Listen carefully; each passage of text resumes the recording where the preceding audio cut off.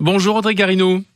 Bonjour Didier Gesualdi. Merci d'être avec nous pour commenter cette nouvel hébergement, ce centre qui s'appelle la Grande Maison à Marseille, dans le 3e arrondissement, rue Cavaignac, avec des nouvelles places inaugurées par la ville et par l'État. C'est le fruit d'une collaboration.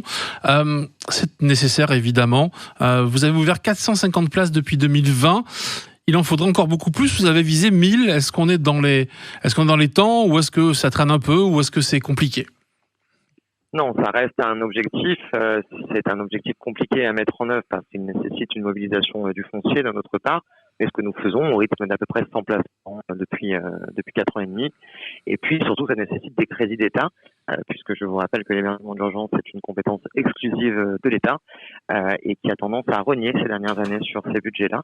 Donc c'est effectivement un travail de longue haleine, mais les besoins sont tellement importants qu'évidemment chaque inauguration, chaque nouveau lieu répond de toute façon à un besoin dans notre vie. Ouais, les besoins sont importants. Vous voulez tenter de les cerner systématiquement lors de la nuit de la solidarité. C'était en janvier dernier. Qu'est-ce que vous avez appris depuis ? Ça va toujours aussi mal, malheureusement. Alors, ça va toujours aussi mal et malheureusement le constat est terrible. C'est-à-dire que le chiffre principal qu'on retient de cette nuit de la solidarité, c'est une augmentation de 23% du nombre de personnes en situation de rue. Donc effectivement, les besoins sont croissants, d'où l'implication et l'engagement de la ville pour tenter d'y faire face. Pour autant, c'est pas la seule chose qu'on apprend non plus. Vous savez, l'intérêt de réaliser cette opération tous les ans, c'est de pouvoir mesurer dans le temps un certain nombre de marqueurs qui sont importants pour nous, pour voir si les politiques publiques que nous mettons en face sont efficaces. Et on constate quand même de l'amélioration. On constate de l'amélioration sur l'accès à l'eau, par exemple, qui passe de 24 à 37% ces dernières années. On constate de l'amélioration sur l'accès à la domiciliation administrative, donc c'est le premier acte pour pouvoir recourir à ces droits, et sur l'accès des travailleurs sociaux. Tout ça nous renforce dans les politiques publiques que nous menons, et pour autant, nous ne pouvons que constater que la situation continue, elle, de se dégrader. Oui, évidemment, elle se dégrade numérairement. Est-ce que le profil des personnes a changé ? Qu'est-ce que vous notez de ce côté-là ? Ce qu'on constate depuis 2-3 ans, la nuit de la solidarité, mais aussi l'ensemble des opérateurs qui travaillent sur ces questions, c'est l'explosion du nombre de femmes à la rue. Du nombre de femmes, du nombre d'enfants mineurs, souvent accompagnés de leur mère, et du nombre de jeunes. C'est un marqueur extrêmement fort depuis 2-3 ans, et notamment depuis la reprise des expulsions locatives post-Covid.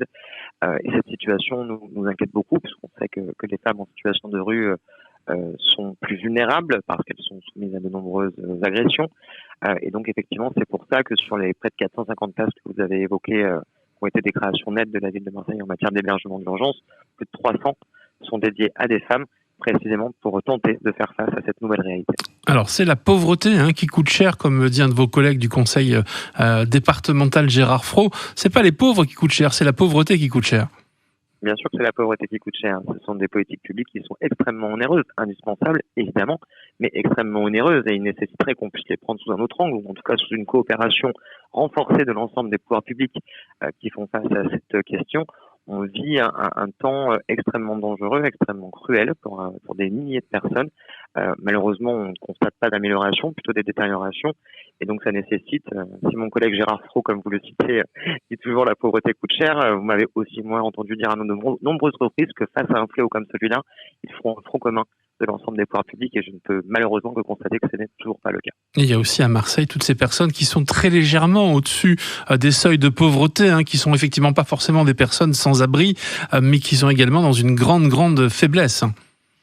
Vous savez, à Marseille, il y a 26% de la population qui vit sous le seuil de pauvreté, contre 14% en moyenne nationale, donc c'est bien un chiffre qui est bien plus conséquent, et les 25% suivants sont près de la rejoindre. C'est-à-dire qu'on a une personne sur deux dans notre ville qui vit une immense tension sur son budget, sur ses finances, et donc sur ses besoins, puisque évidemment, lorsque les finances sont atteintes, c'est les besoins fondamentaux qui manquent les premiers. Donc effectivement, aujourd'hui, on est face à une situation qui est terrible et qui nécessite qu'on se déploie tous azimuts.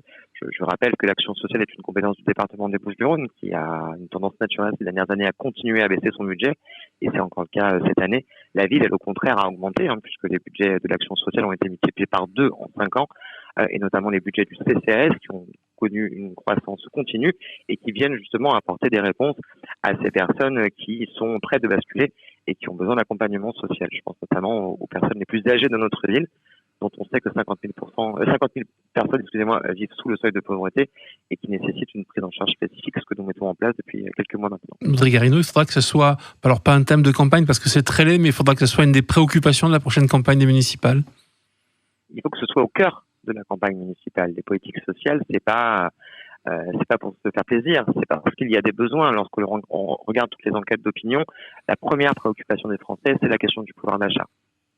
Et aujourd'hui, elle est prégnante dans de nombreux ménages qui ne peuvent plus faire face à leurs besoins fondamentaux. On ne parle même pas là de besoins connexes, de partir en vacances ou d'avoir des activités de loisirs. On parle de comment est-ce qu'on se chauffe, comment est-ce qu'on se loge, comment est-ce qu'on se nourrit, comment est-ce qu'on va chez le médecin.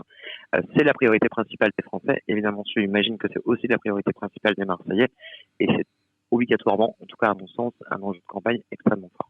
Merci Audrey Garino d'avoir été en notre compagnie sur Maritima, adjointe solidarité entre autres de la ville de Marseille et du Printemps Marseillais. Bonne journée à vous. Merci.